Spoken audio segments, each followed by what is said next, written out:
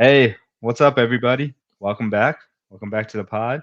Yes, sir. See, Diego's rocking a Dallas Mavericks polo. Looks like Mm. I like it. I It's like it. quarters it, but we got Best the I got is a red shirt for the Bulls. Pretty cheap. I got some beanies from the Bulls. So um, been rocking that sometimes outside in the winter months. But how you doing, Diego? pretty good. Mavs beat the Magic yesterday, even though when I checked at like halftime we were down by 16.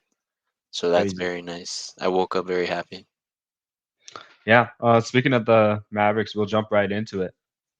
We didn't cover this at the time because we were Yes, too busy sir. talking about Embiid and Carl Anthony Towns dropping 132 points combined. And then Luka in the same week just casually dropped 73. So, Yep. how excited were you when you saw this? I was mad excited. I'm actually mad because I couldn't watch the first half. I was on a date, and then I get back home and I just see me and my roommate are just like, "Yo, Luca already dropped 44 in the half." I was like, "No way!" And so watching the second half was great. I was kind of scared because kind of in the same vein as Cat, there were moments where you could have been like, you could have said, or not could have said, but there were moments where Luca could have focused more on getting higher scoring, going past top four, tied for fourth all time, or making the right play and winning the game. And thankfully, he made the right plays when he needed to, and we won the game. And so that was an interesting dynamic because I know I'd heard after our podcast, I had heard a little bit um, that like Anthony Edwards was saying that the whole team was trying to get Cat point or get him the ball so he could score and reach like 100 and whatnot. That's something that had been floating around Twitter. So I liked it in the end. I mean, at times the other players sold some open shots, but yeah, getting the 73, I was literally yelling like "Let's go!" It was great. It was a great time, and I'm also happy it was against the Hawks. They made a mistake and we had to capitalize on it with the Luka trade, and now they have Trae Ye- Young. Yeah, I know. And people are always going to be talking about that till like they retire. Like Yep. that Luka Trey Young trade. So like that's gotta feel weird in Yeah. Atlanta. The game was in Atlanta, right? Yeah, and there was even a guy in Atlanta with a Luka jersey, but Oh my it was an god. Atlanta Luka jersey, which I think is kind of valid. That was kind of cool. And there was also some talk How like, rare is that? I feel like that's rare to cop. no, it's very rare. It's probably a custom jersey at that point. Probably. But I also heard Luka was kind of mad because there were some people saying he should get on the treadmill at the free throw line, which is mad disrespectful. Like I understand he doesn't look like male peak performance, but come on, my man's dropping 73. I'm happy he got just over Joel Embiid. Would have been nice for 77 would have been dope, but I'd rather get the dub at that point. And the way he got the 73 with an and one, splitting a double team on Capella, getting tripped or Capella tripping somehow and fouling him. God, that was a moment I'm never forgetting. It was a great game. Definitely needed it too. Had been on a kind of skid, Yeah, so I mean, good game. Luka's one of the most skillful players in the NBA. So again, like same thing with Embiid. I am not surprised like he scored 70 points. Like Yeah, and then we need to see that coming. He's a volume scorer, and when he's on like this, there's nothing you could do. Just watch the Suns in the Mavs series, and like you could see like there's not a single soul that can guard Doncic one on one. yeah, Like he is that talented, and it's always been the question of like when you face really good defensive teams that mhm, like commit multiple guys to stop him, who else is gonna help out Luca? That's supposed to be Kyrie. That's supposed to be these other guys they got with Grant Williams. mhm. I don't know if they D have Live. Dinwiddie or not. Yeah, No, D Dinwiddie. Live. How can we forget about D Live? You got D Live. You got. I mean, Tim Hardaway Jr. has been balling. He's had some great games. He's kind of a. At times, it feels like he's just like a guy who catches the ball and shoots it almost no matter what. And sometimes it works. Sometimes it doesn't He's a work. catch and shoot plus guy. So like No, yeah. I mean, he has like he has a little Chris Middleton to him. So like mhm, I can see that. Like you need those guys sometimes, but like they need to be they need to be consistently helping out Luca. I yeah. think they're more better equipped than they were last year. But like you Mhm. mentioned, um, can Luca's scoring offset the need of a big outside of Lively? So that's going to be the real question with them. Yeah. Outside of Lively, there's no player on this team over 6'10", 6'11", and that next player is Maxi Kleber, who's like barely healthy. Like Yeah, I he's mean not playing we've a seen lot. how Clevo works at the five, and then that's being like Dallas's It only is shot. So like, it is tough. So it was glad to get this win. I think I think it was good, and I watched like a b-ball breakdown video about it because I already knew something was gonna come out. And the defense that you saw, especially in the first half, he got so many wide open layups, which I think are really a backbreaker. Because like we all like in that kind of joke that those like fans are heckling him, saying he has to get on the treadmill. He might not be like the fastest guy and might get tired sometimes, kind of like Jokic used to before he hmm kind of slimmed up. hmm So giving him easy shots is really just way, way too much. Like that's the last thing you want to do. So that was something that was happening as well. And then the fact that he was just hitting a step back three. I mean, the step back three, in my opinion, is like one of the easiest shots because I mean, some defenders like the easy part is getting the shot off. The hard part is actually making the shot. And it's kind of like a right, lazy, not I don't want to say lazy, but it's like if you don't feel like driving to the rim, you step back and you shoot a three. And it's a lot less like energy, like that the player needs to do. But if you can make the shot, then it's kind of a cheat code. And Luca has right. that cheat code with his two motion shot, kind of going over his head, gives him a lot more range, but not as much accuracy. So he has to be kind of pinpoint accurate. And when he's on it like he was that night, it doesn't matter how he's shooting it, it's going in. So No, very that was a very. great point you brought up with the why so many players take step back threes or step back Hmm. shots in general. Yeah. Um, it's a very difficult shot to make because like No. it's different from like especially if you're like a 1-2 foot Hmm. like rhythm shooter. Like they teach you like 1-2 when you go up for pull ups, and like Yeah. if you're able to do that with both feet, like going in different directions, different orientations, that's really good on your pull ups. Well, the step back it's tough because one, you have to have that balance, like the Hmm. physical balance to make that work. And then also, like, you need to be comfortable going like one way really Hmm. well to pull that off a lot. Not many players can just step backs in like both directions, like No. right Yeah. foot, left foot step. That's difficult because now you're Yeah. changing your driving angles and things like that. So I like how you emphasize that. Um, with with Luca in particular, like it's important for him to have that shot Hmm. because he doesn't have the athletic traits like the top end NBA talents do. So like he all of his shots he has to get off, he has to be skillful about it because he's Yeah. not the fastest guy in the world. He is strong, but like Hmm. he doesn't use it like a big man like all the time. Like he's trying to figure out like how to shoot over people. That's a majority of where his shots come from. And to see that against like Atlanta and him having them wide open layups is like shocking Hmm. because they specifically brought on Quinn Snyder for that reason. So Yeah. that leads me to see that the personnel is not working out, despite Hmm. Atlanta going for DeJounte Murray. Like this is like DeJounte Murray's like matchups like he usually takes Hmm. over and owns. And I'm not sure Yeah. if he's like healthy or if he's like injured or something like that, but like this is really shocking to see. Oh yeah. I mean, I think the main thing was the main guy guarding Luca during the first half and beginning of like the second half was Sadiq Bey actually. And I can understand the size, but because of his size. But in the second, like in the fourth quarter, it was actually DeJounte just not letting him get the ball. And what I didn't understand is why they just didn't have Luca post DeJounte up. I mean, he's got like 3 inches on him at maybe at Right. least 30 pounds. That's And when I say DeJounte, like I'm not saying DeJounte can lock up Luka. But like Luke, no. there's a reason Luka's one of the best players in the league. Mhm. Like DeJounte could do like he could take away the step backs. He could take away like the He's quick. separation Luka gets, like Yeah. horizontal separation.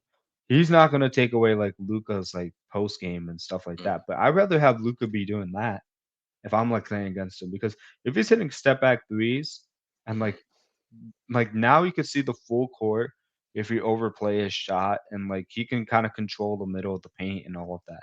I'd rather yeah, him just post up and try to Kobe me out, like if he can.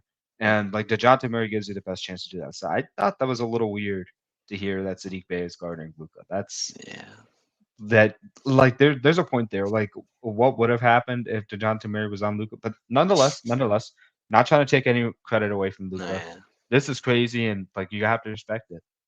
yeah. Two quick things. I would just say, especially in the fourth quarter, they're doubling Luca finally. But just the way he handles it with such finesse, he's not worried about it. Like from my own personal experience, if I get double teamed, just going to a nervous breakdown. Like I'm like, what do I do? But Luka's calm, cool, collected. And one of my favorite plays is he starts to. I think he gets out of a double team. He's being chased. He goes into a step back, like his step back that he's hit game winners on, and instead of shooting it, he throws a huge skip pass to the other side of Tim Hardaway Jr. He's And gotten better at that too. yeah, Just get and that's huge because I literally thought he was taking that shot. I was like, no, no, and then he makes a pass. I was like, I was like, yes, yes, like just the whole flip. It's great, past. and he's an exciting player to watch. I'm happy he got the season high record, and especially he got it on less free throws than Embiid, which I'm always gonna be a stickler for that. But uh, it was a good game. It was a good game, and big one, big thing. Josh Green, 3-pointer to dagger, something he's done multiple times this year. Very big. He was 4 or 5 from deep as well. So that's big. Okay. That's huge for him. Very exciting. Yeah, I mean, but that's impressive. He got 73 on less free throws than Embiid. That's certainly impressive. But I think for Atlanta, they're in like a weird spot right now. What do you do? Like, I don't think the roster's equipped to run what Schneider runs. Maybe it's that, or like maybe like Schneider's teams with the Jazz like are well past his like coaching abilities now. So like maybe like people are starting to get a beat on what he's trying to do. This new age Maybe. basketball. I have no idea. Like that baffles me. Like the way like they were not able to adjust until it was like too late. Yeah. But 2 point on the double team. Double handling double teams are very tough. Yeah. Like because for me, one thing I hate is like people trapping. I I know. I hate people trapping because then like I have to rely on my teammates being in the right spots and the right hmm times and things like Yeah. that. And either I won't see it fast enough personally, or like I'll make a throw where it's like, why did I do that? Or like sometimes like guys won't be in the right spots. And then it's just like, oh, I was expecting you to be here, but you went there, and they'll have their own reason for being there. And it's like just a bunch of miscommunication. But the fact Yeah. that Luca in this context is able to Calm. like control and like find the avenues to navigate double teams, that's huge. Because now it's like you have to think about double teaming from the other side of it. And it's hmm like, okay, where do we want to double team him from? Well, how do we handle like the other three guys like covering four guys? Like we can't just give him an easy read. And like I'm saying easy read in quotations while like Yeah. Luca's like For chucking him. it up across the court Yeah. over his head, like in an overhead pass. And it's just like wow. Like sometimes it's like when players go off like this, you just gotta credit their skill. So hmm Yeah. Great game. just yeah, just a little propping up Luca here. But honestly, the best game of the weekend for me, and I have to totally give you credit for this, Diego. I thought the Clippers and the Celtics were gonna be a really good matchup for each other. Yeah. And by the end of like halftime and third quarter, I was just like, all right, all right. I'm gonna stop watching this. Let me tune into the Lakers and the Warriors, and that might have been the best game of the year. Like I know at the end both of us are like tired. Like please just let us go to sleep and like wake up peacefully on Sunday.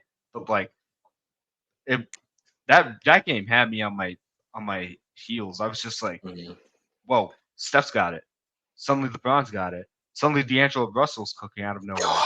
And I was just like, there's just so many things that we saw like vintage Clay Thompson come back, like Draymond Green having a effect. Like there's just so much to talk about here. Yeah.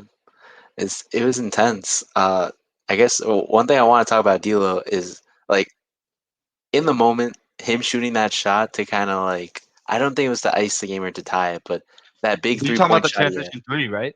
Yes, and like him just shooting it, I'm like, no, no, like the same thing, like with Lucas, like, no, no, don't. Why are you shooting that? To yes, like you just made that, and like I didn't have the full context in mind because I was just like so focused on that moment, just him shooting that shot that he had like turned it over twice, that he hadn't passed it to LeBron on a pick and roll, and then he Yeah. just called his own number and said, "LeBron, I'm shooting this. I don't care at all," and that is some cojones factor, man. That is crazy. I can't understand.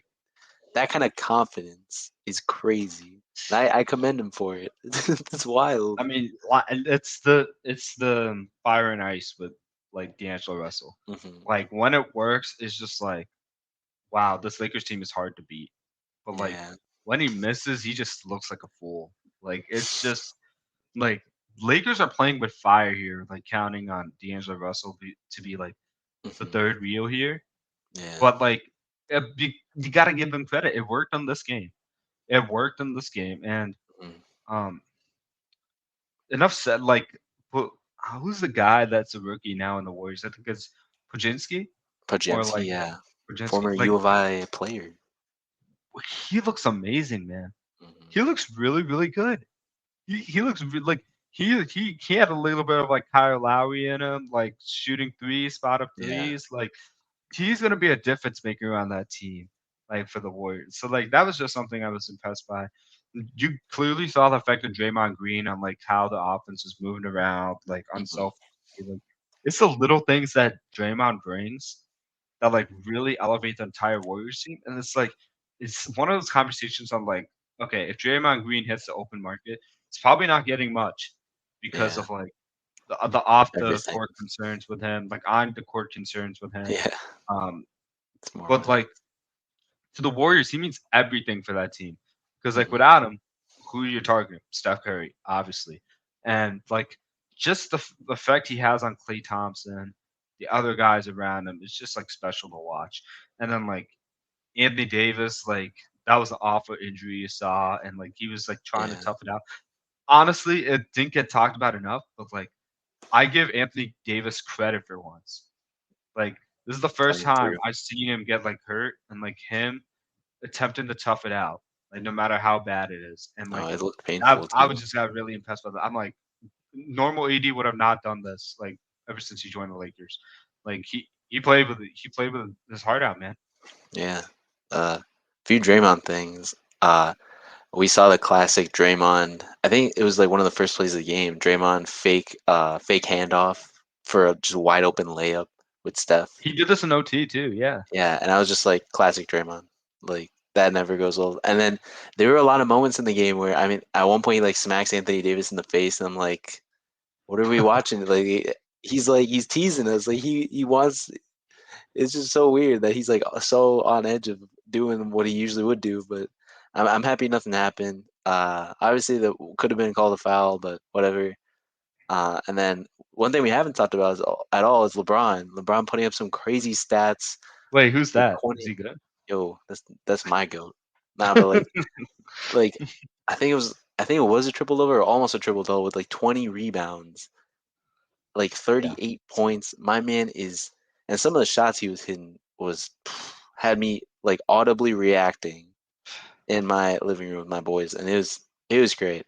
It was a great game, classic game. I feel like, and like you said, game of the year so far. We'll see. I I mean, if these teams meet in the first round of the playoffs, Gee. dude, I wouldn't know what to do. Like that's going 7 games, and you know every single game is gonna be good.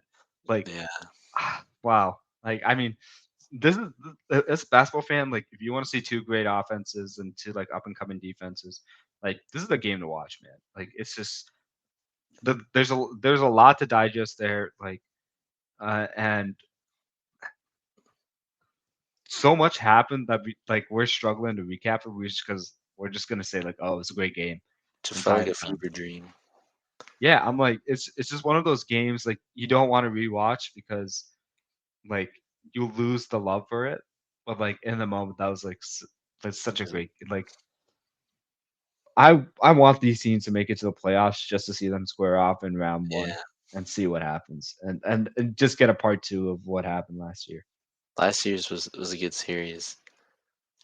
Yeah, I think yeah they beat the Lakers had a Lonnie Walker game that helped them win that series. Oh, That was a good that game. was crazy! Like game four, of Lonnie Walker, Yeah, game four. unbelievable. Lonnie, I I did was not I see was that really coming. happy for him. That's huge. There was a controversial call now, like looking back and Hmm. um oh gosh, I'm on SI. So I no. Just let me access the article so I can read what the call was about. Yeah, no, Um, no worries. so there was a missed call where there's like 7.3 seconds left in double overtime where Green apparently had an offensive foul like before like Curry hit his go ahead three. Mm. Um, Was that on like a screen? I feel like yeah, that's. I think it was I think it was the screen where like Steph got wide open towards the top. Hmm. But, like Yeah, it and, didn't and matter Steph made that anyway. three, right? Yeah, Yeah, they were down like 143 to 141. Crazy score, crazy score in the game. But it's yeah, crazy. Like, it's a great game, man. Mhm. Steph can't you can't count out Steph.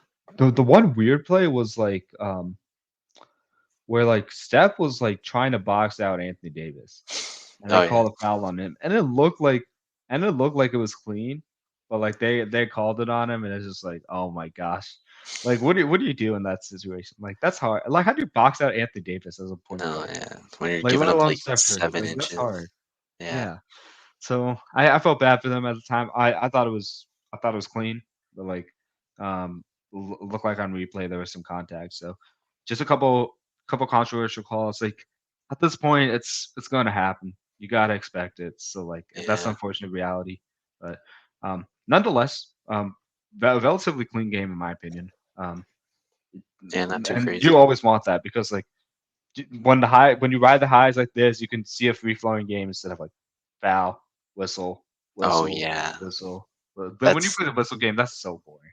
that's something I think that's a big turnoff for a lot of people that aren't like us, like Mm. NBA fans. Well, I consider myself an NBA just sicko. Like I love the NBA, and I don't care how many fouls are called. Like yeah, it might drag on, but I'm down to watch it. But I know like my dad, some of my roommates that don't watch basketball as much, they're just like, why are they doing all this? Like it's definitely a turn off for the casual fan. So I think that's a big thing to have an exciting game that wasn't really there wasn't too many foul calls that really bogged it down at the end.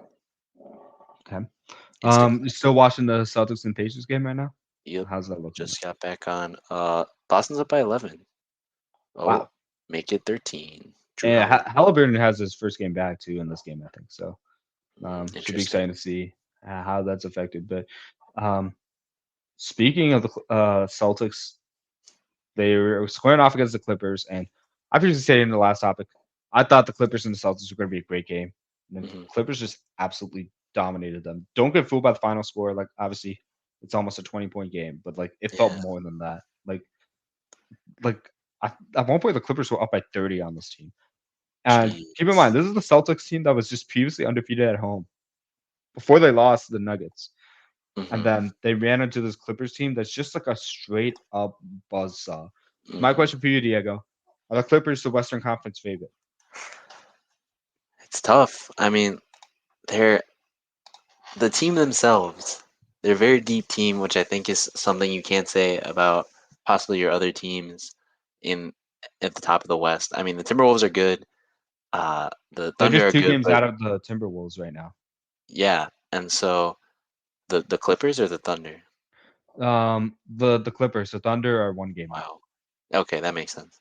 So, and especially with how tight your rotation gets in the postseason, if you're not a deep team, you might have to resort to playing eight guys. That's what Michael Malone did last year, eight, nine guys, and that can get really taxing. Especially, I think a big thing in the playoffs is when in every series you're playing a different team. Obviously, you can scheme your lineup towards that, and a deeper team means you have more options.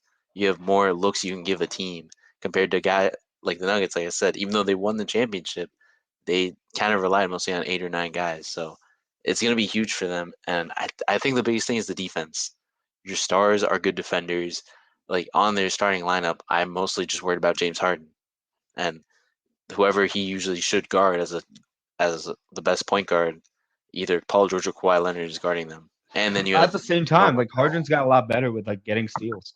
Powell. Like so, I mean, like Kawhi, you got PG. Like just those two alone are gonna clog up so much of the wing spaces on Yeah, either side of the paint. Like you have to drive, and then you run into a buzzsaw with like, um, who's the big? I'm forgetting Zubats. Zubac. And Zubac has become so good this year. He's And even really when he's not in position, they're always helping the helper. Like there are so many times where I see like Kawhi just read things like a book. Hmm. peachy, read things like a book, and it's just and Westbrook's play that way now. Like it seems like Kawhi, Westbrook, and like George are all on a string, and like just like but at least against the Celtics, they were just knocking passes away. They were making plays, Hmm. but blocks. Like there's this undrafted guy from the Clippers. There's like some, I forget who's Terrence on that. Mann. Not man. Somebody else. I The thought you're good at Clippers. guessing what I think. Not Brandon Boston. Who was it? No, Preston. Preston. He left. I feel like he's not on that team anymore. Who would that be? An undrafted guy? Or are you talking about Bones? Bones Highland's on the team. I don't know if he gets minutes. No, I might have been talking about somebody on the Sixers that I mistakenly like thought was on the Clippers because they wear the Okay, same jersey colors. But um, that's true. like regardless, the team overall is like playing on a strain defensively, and they're just like dominating folks. Like I'm gonna be hard pressed to find a team that can defend better than the Clippers right now, and that's Hmm. saying a lot considering what we've seen from Minnesota. And with all Yeah. that being said, I'm gonna go ahead and stick my claim in the ground that the Clippers are the Western Conference constant favorite right now, and barring injury, they should come out of the West. It's a good claim, especially recently with the Thunder losing to the Pistons and the Timberwolves. And I mean, the Timberwolves look good, but I think there's a way to kind of stop them. I feel like the Clippers, like you said, I mean, I don't think the Timberwolves have had such a dominant win to kind of make us think they could do the same. They've just been playing very consistently and very well. I So just look at matchups. I just look at the matchups. Like I'm like, yeah, I get it. Like Jokic is the wild card factor. And it's like I don't think anybody can true. stop him. But like, can anybody stop Kawhi? Like Yo, there are like a couple of possessions where I just see like Kawhi just like you see him on the Spurs, you see him on the Raptors, where you hmm, just see him like control the court, control like possessions, get that step back dribble or like pull up dribble, and you look like you can block him every time. And then somehow he just like casually drains a three, yeah, casually posters somebody, then like runs back, jogs back nonchalantly. Like when he's in that mode, there is nothing you could do. I don't care if you're Michael Jordan. I don't care if you're LeBron. I don't care if you're Steph Curry. I don't care if you're Jokic. You are not stopping Kawhi Leonard if he gets in that mode. And I think lately they have a rhythm going on. yeah. I think I think the biggest thing is we haven't seen this Kawhi Leonard in years. We haven't seen this Kawhi Leonard since he came to the Clippers. I feel like he hasn't had a full season where he has been able to ramp up, get ready, and just lock in. So if he can, if he is, I think especially if he doesn't get injured, that's going to be huge because especially in the 2021 Western Conference Finals against those Suns. I mean, the Clippers were good, but without Kawhi, they couldn't do anything. Yeah. And in the series before against the Mavs and the Jazz, Kawhi was cooking, and then he got injured, and then it kind of all fell apart for the Clippers. So this could be their chance, and I'm here to see it. And the difference is like Harden. Like Harden gives like the offensive rhythm, like in rhythm offense they have. Otherwise they would just rely on like George and like Kawhi like isolations. And And like maybe that's why. and I think maybe it's a volume thing for Kawhi. Hmm. Like when you give Kawhi less volume but still the same looks, it's good for the offense because then you have like other avenues to get points. That's the thing with them.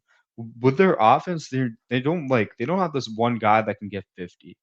But like the guys Yeah. that get 20, 25 that are elite defenders, like Hmm. where like collectively they're just like, how do we consistently get points against these? Like I saw so many possessions where the Celtics were like trying way too hard to get buckets, and Yeah. like the flaws of like Jalen Brown and Jason Tatum caught up to them.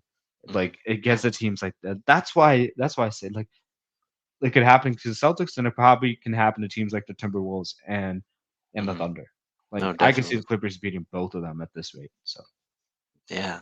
Uh, oh, I think big picture thing as well as on Kawhi's championship teams or teams that have made it at least to the finals. He has a dedicated point guard. He's not he's obviously the best player on the team at least in Toronto, and I guess I don't know if he was the best player on the team in 2014. I mean, he was the Finals MVP, so I guess you can kind of count that towards him. But he wasn't the guy. He wasn't I always would on say ball. Duncan was. Yeah. Yeah, Duncan, but then the age kind of debate. But Duncan was still pretty good. So, but anyway, he had a point guard, and I think that's something he's missed. I mean, Patrick Beverly was their starting point guard when they first got to to the Clippers in 2020 or 2019. So very interesting. So we'll see how it goes. I Yeah, like it. I think it makes a world of difference. Like, yeah, have a guy that's like controlling like the other aspects of the offense, and then like guys are just like statically waiting for Kawhi to pass it to them if he gets double. Mhm. I think it makes a huge difference for them. Yeah, I mean, you can kind of see the same thing with the Suns. Devin Booker kind of took those point guard responsibilities, and even though he's dropping all these points, they're still losing games. So The he problem knows with he's gonna them is get that jab defense. in Like somehow. the thing is like I get the Suns are fully low. I'd argue they're better loaded offensively than the Mhm. Clippers. Oh yeah. Even though the Clippers have like more like former MVPs and guys that are proven scores. Hmm. But like the problem is the Suns don't have any defense. So Yeah. does that mean anything if they like can't lock down like at least one of the Clippers dudes? I don't think Mm. so. So Oh. that's the thing. So there's like a even though the Clippers aren't like shocking people as far as like statistically like each individual player, the way they're playing is they figured it out. And we told you Yeah. this in the beginning of the season. Do not panic on this team because they're going to find their rhythm at some point during Hmm. the season, and that's happening now. So, Yeah. Don't catastrophize. yep, there you go. Don't catastrophize, everybody. Um, well, catastrophe that happened here. um, bad segue. But yesterday, I didn't watch the game. I just saw the clips.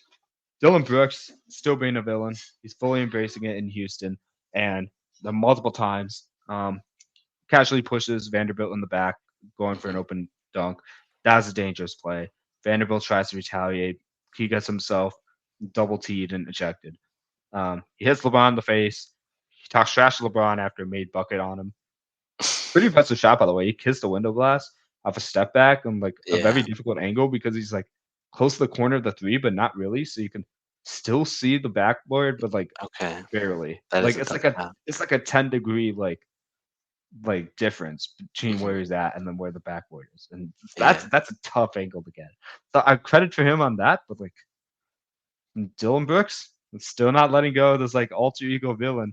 Do you think he's gonna come back to bite Houston, or do you think it's a part of the identity that you love to see?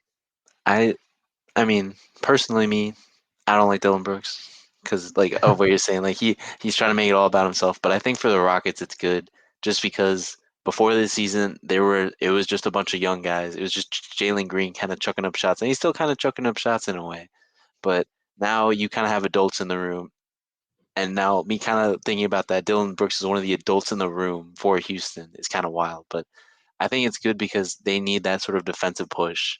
And although it might be out of hand, like that, pushing someone while they're in the air is very scary, especially on like a wide open dunk is unnecessary.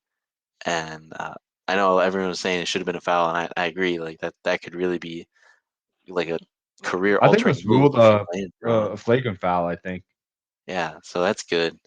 But it's good for Houston now with Van Vliet especially as well. They've improved in a way that I wasn't expecting. I thought this was going to be another really bad year for the Rockets. So could be good, and especially with guys developing like Şengün, who's just been balling this year.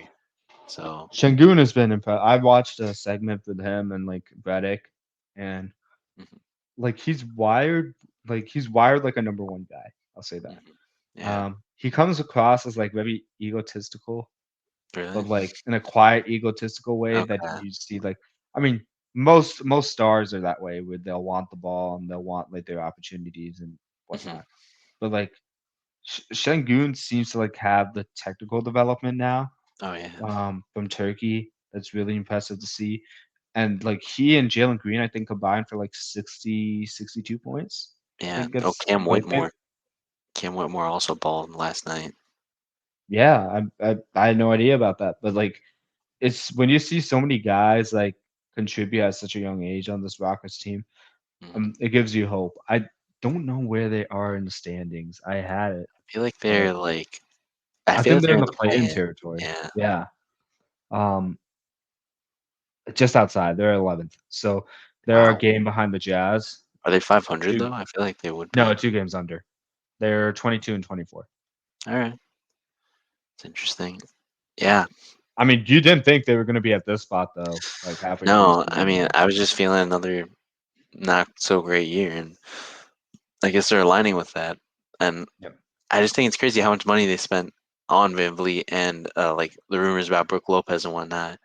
Mm, But I definitely think it's been good for at least the young guys to kind of get a feeling of some actual, like, I don't know, some, like I said, adult presence of like, yeah, you need to play defense, you need to hustle and whatnot. So I think that's been good for them, and this is a big teaching opportunity, big season to kind of prove, yeah, we can do this, and with the right like mindset, we can be a lot better than we anyone thought we could be. mm, yep. So I mean, I'm excited to see their future. I think to get this team into contender status, you will need to have Jalen Green and Shangun develop as leaders, and then like Yeah. have. I don't think a Brooks at a shooting guard can work. Like him coming off the bench, I would be better about because he can kind Yeah. of give you that energy spark. Like him as a full time starter and the way he plays, I don't know. Like he's averaging 13 points a game, which is nice. But like Hmm. I would rather have a nice spot up shooter plus that can get his own shot, Yeah. like at the shooting guard for the Rockets. And I don't know if Brooks is consistently that guy. Like for the way he plays, I'd much rather like him in like a sixth man Tony Allen type role Oh, definitely. because like I think he's a better scorer than Tony Allen. Like so like he gives you like some of that and then like a he's a worse defender than Tony Allen, but like Mm, no. he gives you that like Patrick Beverly like spark. Yeah. And if you get that from the bench, I think it's gonna really like carve out the rest of the roster. That's the only thing I think they're missing. Hmm. Maybe they're hoping for Whitmore to develop into that, but if they get that contribute right now guy that can do it at a high level as in starting minutes, that's gonna Hmm. really shape out that roster because Yeah. they got some good pieces there. And I think especially Whitmore, I mean, he fell way through in the draft, and to see him kind of ball like that and really hustle is big. So that's good for him. Okay, last topic of the day. We got some 20 point, 20 plus rebound double doubles from Jalen Duren and Sabonis. Um, talk to me about like what impressed you with both, what didn't impress you with either. Like, Yeah. I didn't watch too much of either game, but I know what was impressive for me about Duren at least is that uh he did this in a win against the Thunder, which is huge. And it was kind of a sneaky game because like I was watching, I think it was the Ravens game at a bar with my friends, and then I just see Pistons beat the Thunder in Detroit. Like I was like right there. I was like, what in the how did this happen? And so just seeing that as well, I mean, if you really think about it, outside of Chet Holmgren, who is what you put J Dub, Jalen Williams in at your center, he's like 6'7", six that eight. is the weakness of the Thunder. Yeah. And so Jalen Duren is a grown man. And I think I'm older than him. And I would feel like he could just throw me across a room. Like and I've seen this guy like play in person, and he's got like the Pistons let him kind of do like kind of bring the ball up at times. So it's very interesting how he's kind of developing. And I don't know how many shots he hit, but I mean, scoring 20 points is huge. It wasn't a career high for him, I don't think, but the rebounds was. And it's funny in an interview, he just said like, "Yeah, I was expecting this to happen at some point, so glad it happened." He's just so chill about it. That's great. But 6 assists as well as a big man, pretty important. So good game for him. Excited to see where he goes. Yeah, I'll go on the Sabonis end. Um, Hmm. with Sabonis, I think the thing. I mean, I was reading an athletic article about this too. Um, he's done a lot of changes since that Warriors game. I think it's really changed him for the Okay. better. Where now he's focused on like getting guys involved, like Keegan Murray and like Hmm. just basically the role players on the Kings, not Yeah. like Malik Monk or like De'Aaron Fox. Yes, they are the focal points of the offense, but like for Hmm. Sabonis, like he didn't have that effect on the team last year. He's kind of like that paint guy Hmm. that had like the influence there and like offensive rebounding. Um, Yeah. but now you see him. like develop his game a little bit more. He was already a really good player coming in, like coming from Indiana. Like he was like dominating on the Pacers. But now like when you see things like when he mentions what kind of drills he does, like he talks Uh, about different finishes off of 1 foot, which is normal, off the wrong foot, which is normal, doing it with bands, getting bumped, like like learning how to shoot with closeouts, like with aggressive or closeouts or attack the closeouts closeout. with contact, like things like that. And then like when you talk about him, like adding specifics, like here I'm saying when he's sitting in the chair and then finishing his right hand, like under the rim, like standing up using a heavy ball and like trying to use the heavy ball to like score. Hmm. Like he's he's really like targeting drills that have him like finish in like unideal situations around the rim. And that's what you're going to see in the playoffs. Like you're not going to have these favorable positions like in the regular Hmm. season. You're going to have to learn to finish through contact because like guys would rather foul you than have you make a basket because Yeah. it's going to take you double the amount of effort to get your points with free Hmm. throws, right? I'm just talking about his shooting motion. Free throws, like I think both of us would tell you is probably easier than like getting Oh like yeah. a contested rim like when you're undersized. But like when I was reading out those drills, I really see like the specific things that he's working on to get better. Like game situations. Yeah, that's what you want to see out of like guys that are taking the step from good to great. Yeah. And I think he's primed to lead these Kings to another deep playoff run. All right. And I think they're really sneaky right now. I have no idea where they are in the standings, but I think they're primed to go like the second round this time at minimum. Yeah. I think it's definitely interesting for them. They've been focusing way more on defense, which was something they struggled with last year. So I Mhm. think it's good. And yeah, I mean, further development from Fox as well is important. So, but they're working on that. Right now, they're top five. So, Really, like, they I mean, it would be a bad matchup for them. They would go away to the Clippers. Clippers. So, I mean, I was talking about the Clippers being the best team in the conference, and then I having Sacramento go to the second round. That might not even happen if, like, they end up facing each other. But, Yeah, but we still have some time. There's a lot yeah, I of. I mean, feel there's like there's gonna be shifting around. Like, the top 4 seeds all differ by, like, 2 games right now. yeah. So, like, So does there's definitely 5 through 7, right? I know the Mavs are within 2 games of the Kings. I'm pretty sure. Yep. So Lock it in. Sacramento is 5, Phoenix is a game behind them at 6, Dallas is 2 games behind that, and then Pelicans are also 2 games behind the Kings as well Yeah. at 8. Um, Mhm.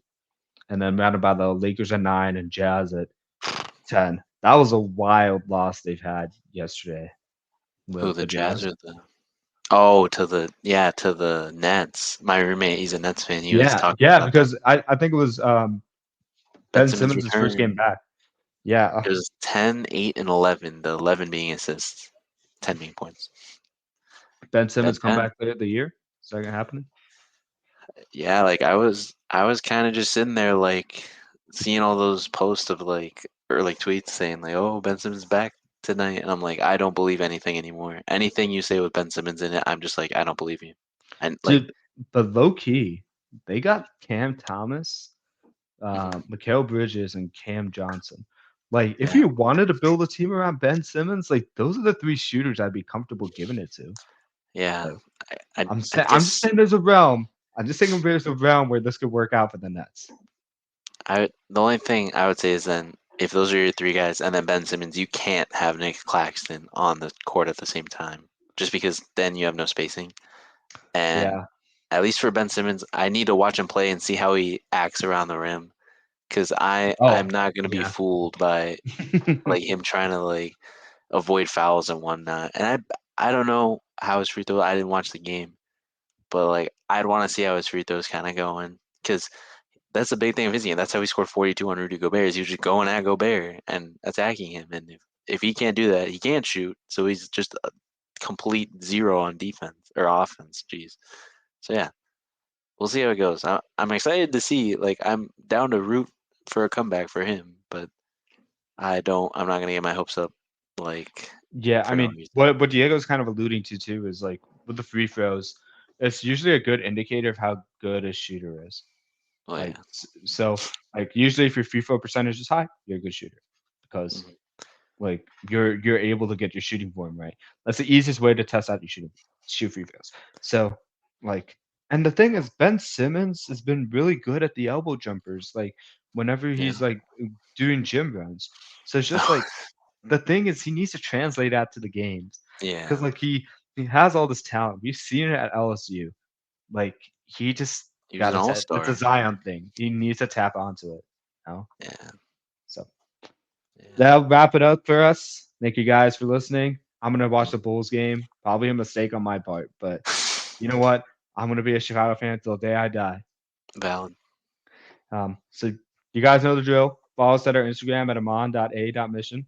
Yes, sir. You guys following the pointer right there. So you could always follow our YouTube channel as well, where we drop our podcast episodes. So Yep. expect that to see that on the channel later this week. And with that, you will see you later. See ya. Have a good week. Peace out.